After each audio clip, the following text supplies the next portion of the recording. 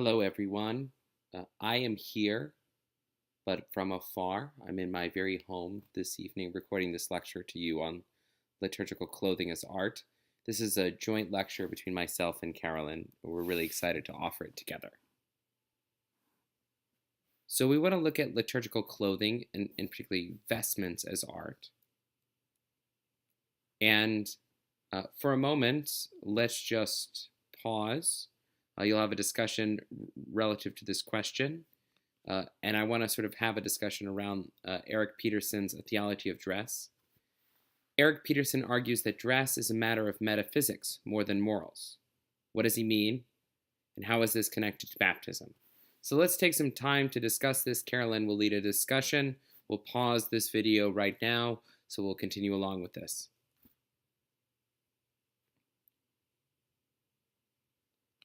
I hope your discussion of Eric Peterson was fruitful, and I think it will make more sense even as you begin to discuss heavenly bodies and imagine sort of what a kind of contemporary vision of liturgical vestments would look like. I want to introduce you to a couple of historical discussion of vestments, beginning with the alb. Now, the alb as a vestment, we know sort of as the white or albus, that which sort of covers one in white, that is the sort of foundation for a vestment. This vestment, like all the vestments that we're discussing, originates from sort of Greco-Roman clothing. It would have been your basic tunic. And of course, actually, it was, as you can see from this alb right here, there is a degree to which it was rather decorated. So this is a sort of mildly decorated alb. You'll notice the kind of the sort of golden sort of embroidery on the bottom, as well as the kind of decoration at the top. This kind of alb was much later. The original alb would have been a sort of basic white. And in fact, the more out you were in rural areas, the more sort of basic this sort of tunic, this alb would have been. In addition, one of the earliest vestments we have, at least in sort of liturgical settings, is the amice, which is a kind of head covering that would have been wrapped over the side. Originally, this would have been to have kept one pure, the beard pure, from sort of getting anything on anything, so those with beards can understand this. It also would have been to cover the head in the act of divine worship. This is not a vestment that's in frequent use today, except, strictly speaking, within certain dimensions of the extraordinary form. We also have the chasuble. Now, the chasuble we know today, chasuble has taken on a variety of forms throughout the ages. It was a kind of coat that would have gone over the top of the tunic. And so you'll notice that one of the vestments wasn't originally intended for something sacred, but was just sort of a beginning of a kind of wear of what a sort of noble citizen would have worn in Rome, or in Greco-Rome, even in Byzantium. There was decoration added to the chasuble much later. So this is what you're looking at here is what might be known as a kind of later Roman chasuble. It has an image of the crucifixion of Christ, as well as sort of flowers and angels. In fact, the amount of silk that would be used for the chasuble, we'll see, will grow over time. There's the cope. This is actually one of the oldest copes that we have. A cope would have been covered in processions and could have actually had these sort of degrees of miniatures on them. But a cope was also worn by a cleric, a priest of some order, a priest or higher, up to a bishop, and would have been used for Eucharistic processions and other types of processions. The dalmatic, and actually this was an interesting vestment. It was like an improvement upon the chasuble. This was like the fashionable chasuble of the day. It was originally worn actually not just by deacons, but priests, and actually any sort of fashionable cleric. But it came, in fact, to be attached to the deacons that were linked to the Pope. Of course, not all these were just, strictly speaking, only deacons, but they would have served the role of the deacon in the Mass. And so it was like a fancier version of a coat. You can kind of think about it as, if you think about the chasuble as the regular coat, you can think about the dalmatic as the slim fit.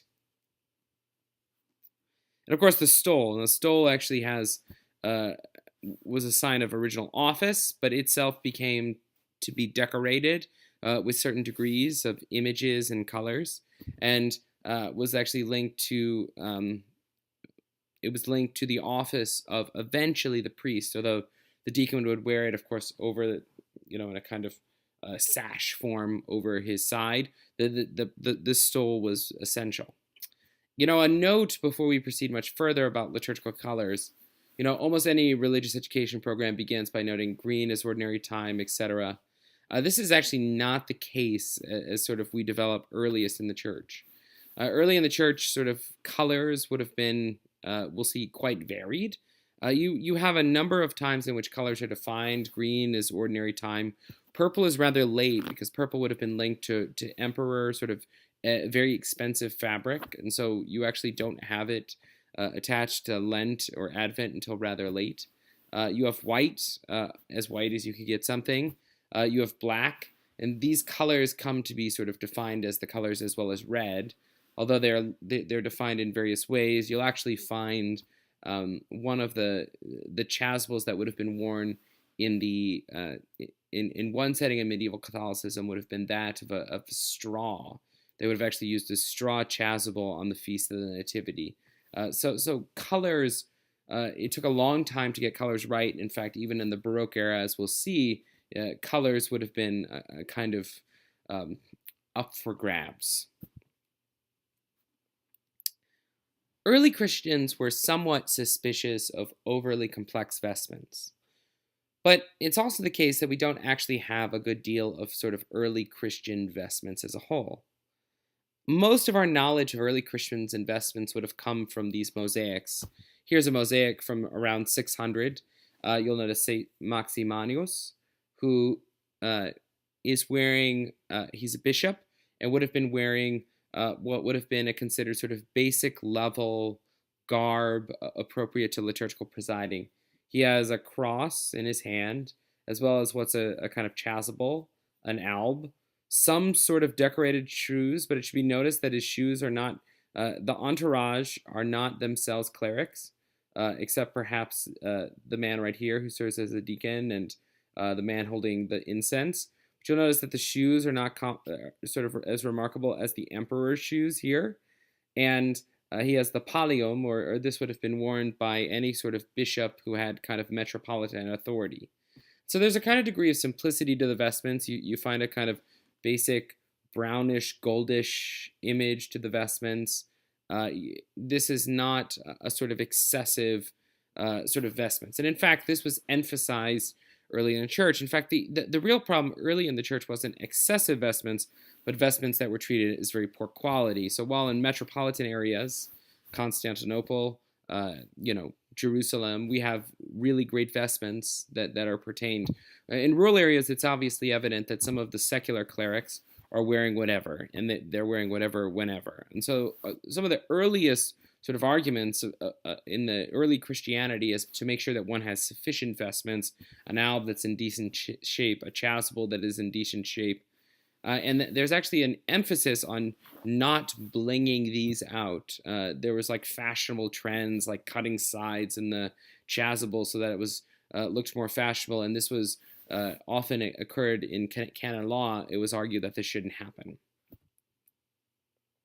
But something rather remarkable happens in medieval Catholicism, where you have a sort of emphasis upon an increased technology to fabric making, and a more attractive form of vestments, and we'll see why here in a moment.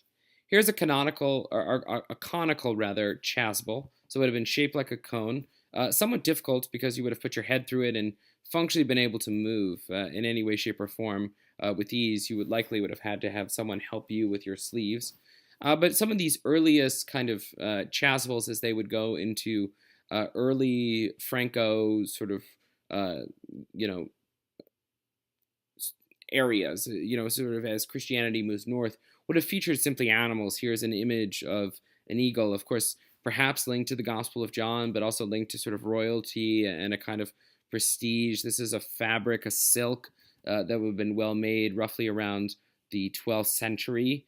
And so you have an increasing intensity upon fashion, and we'll see why here in a moment. You also have an increasing emphasis upon images of Christ in his passion on the orphreys, or these would have been, think about the chasuble. There's something on the chasuble, a kind of cross shape or a Y shape. And they began to depict images of the Passion, miniatures that you were able to sort of contemplate during the Eucharist. And so these would have been on the back of the chasuble and often been occasions for religious contemplation. You also have the link of saints and virtues. Here is an image, and I suppose this is interesting to some of our class in particular, of the saints. This is Thomas à Becket. Here you have an early mitre depicting, again, 12th, 13th century, depicting St. Thomas à Becket being martyred. Of course, the bishop would have worn this on top of his head, well aware of what he was doing, recognizing that in sort of identifying himself as bishop, he was placing himself against the authorities of the age.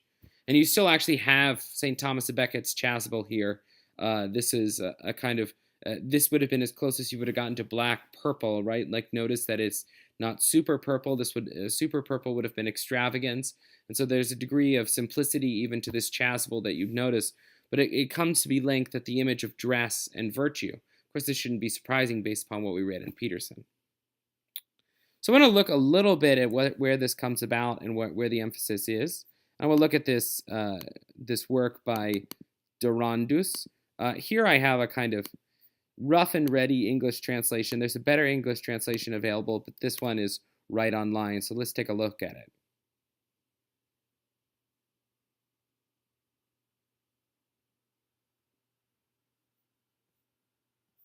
Okay, so here we go. This is the chasuble. I just want to look at certain things that he argues.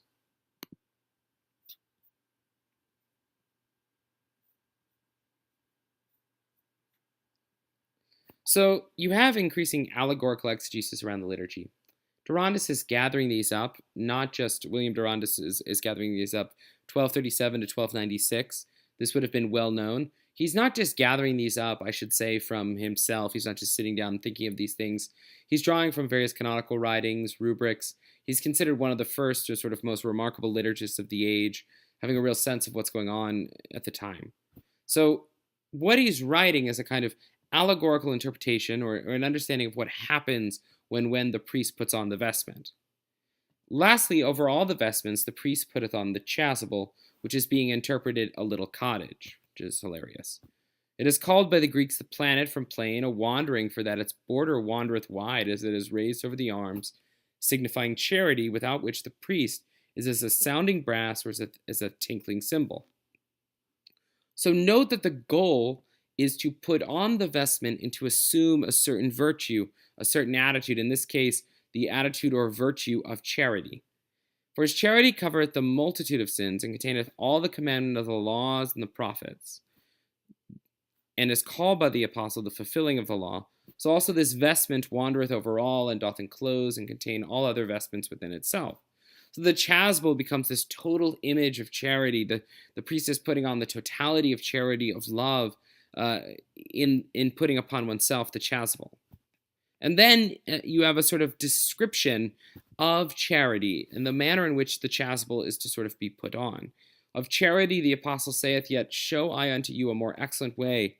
Though I speak with the tongues of men and of angels and have not charity, I am nothing. And again, though I have all faith so that I could remove mountains and have not charity, I am nothing. The chasuble is the wedding garment spoken of by the Lord in the gospel. Friend, how camest thou in hither not having on a wedding garment?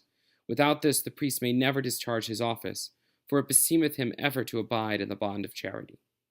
So you have this desire that the priest put on this chasuble and take up the virtue of charity, to live out the virtue of what's going on. A good deal of these descriptions of allegorical exegesis are intended to reform the priest, to make them live out more fully this vocation. At the time, in 1100 is a period of reform in the church, in which we're trying to move from priests who were functionally illiterate, functionally unaware of what was going on, bishops who could have been serving as feudal lords rather than, who would have been more likely to use the sword than to wear the vestment. You have a desire to actually establish an ecclesial culture that's against the culture of the empire, of the role of the emperor. And so the vestments and the wearing of clothing becomes really essential in this, because the priest then must put on certain virtues, and the clothing itself becomes an image of the virtues that one puts on. We find this in vesting prayer. So here's a vesting prayer from the Middle Ages. I entrust you, God most high, Holy Father, to grant me the tunic of chastity, gird and encircle my loins with the cincture of your love, and inflame the innermost recesses of my heart with the fire of your affection, so that I may be able to intercede for my sins and merit forgiveness of sins, for those your people gathered here, and offer peaceful offerings for each. Here the priest is preparing to, in offering the liturgy, in wearing clothing, is already beginning to perform the sacrifice. We find this, for example, in a Franciscan monastery, San Croce in Florence. This would have been a 13th, 14th century image within the sacristy you'd see here. You begin to present these images, like we know about frescoes and altarpieces, in which priests are invited to contemplate the Eucharistic sacrifice well before they actually do it. They're supposed to become, in essence, what they are received, to let the clothing form them in certain desires. And so these vesting prayers become part of a program connecting clothing to sacrality. And they actually have an influence upon the very sort of rite of ordination itself. This is a terrible image, but this is of a Holy Cross ordination with Father Brian, Father Jared, and Father Mark. This ordination would have been, the highlight of it is sort of the vesting of the chasuble, as along with the office of the stole. This begins to be introduced in the High Middle Ages when vesting and the liturgical clothing becomes essential. It's not just the laying on of hands and the anointing of hands with oil. The vesting itself becomes an important part of the rite. And so, in a book entitled Clothing the Clergy, I'll share with you the fuller resource when I get back.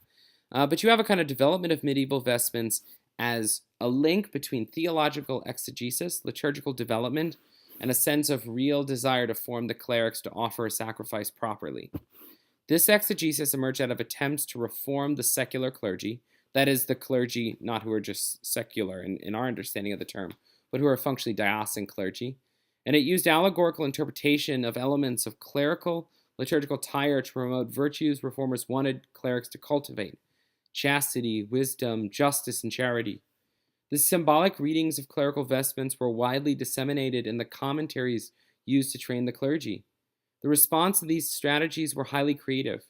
From the late 9th century, clerics innovated a set of spiritual practices that used vestments, the most notable of which were the recitation of vesting prayers, vestments and ordination rites, and the making and wearing of reliquary vestments. So you would actually have the wearing of vestments with relics in them. This is one of the ways that women were involved in vestments. Women were the only ones who were allowed to sort of make these vestments, and they had to be sort of holy women who could put relics within the context of these vestments.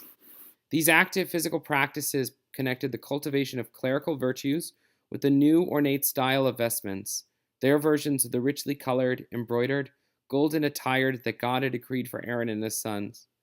They beatified the liturgy and became important unifying elements in clerical culture. So what's interesting is you move from a period of time in the early church in which vestments are almost unimportant to the medieval period in which vestments become exceedingly important as clerics begin to understand what it means to be a cleric, to take upon the identity of a cleric, but not simply as an act, I should say, of power or prestige, but to take upon certain images of virtues, a certain sort of holiness of life. At the same time, these vestments begin to present images for all those who are participating in the liturgy to contemplate. And of course, I'll send out some links, but if you want sort of a history of vestments in a kind of more popular mode, I can recommend the Liturgical Arts Journal, which is online, as well as the New Liturgical Movement. We're going to look a lot more here in a moment at some of the other vestments as they develop, especially through the Heavenly Bodies exhibit. But vestments don't stop with the medieval period. You have the Baroque era, which continues sort of after medieval Catholicism, in which you have a renaissance again of vestments. Again, these often are full of colors and flowers. You have increasingly less attention to imagery and more attention to sort of floral displays, something for those to contemplate with love. Sometimes there might be colors like rose, but it might also just as much be the case that You get this black vestment with an image of death and a memento mori, a reflection of this period of time. And in fact, you have a revival of vestments in England with the Anglo-Catholic movement. And if we had more time, we'd go into this. But that vestments sort of continue to develop, and even what priests wear today, although linked to Greco-Roman times, are always linked to whatever sort of are the trends of the day that actually link to a kind of fashion. What's known as the sort of oldest vestment, the fiddleback in the Roman Rite, is actually not that old. This is a vestment that would have been worn in the Roman style, actually far later than you find with, for example, the sort of conical chasuble that we looked at the beginning. So this is a history of vestments, a very brief history of vestments with particular focus on the medieval era. And so now I'm looking forward, as I'm sure you are, to learning a little bit more about vestments as a modern culture would have taken them up and understood them as pieces linked not simply to sacredness, but high fashion.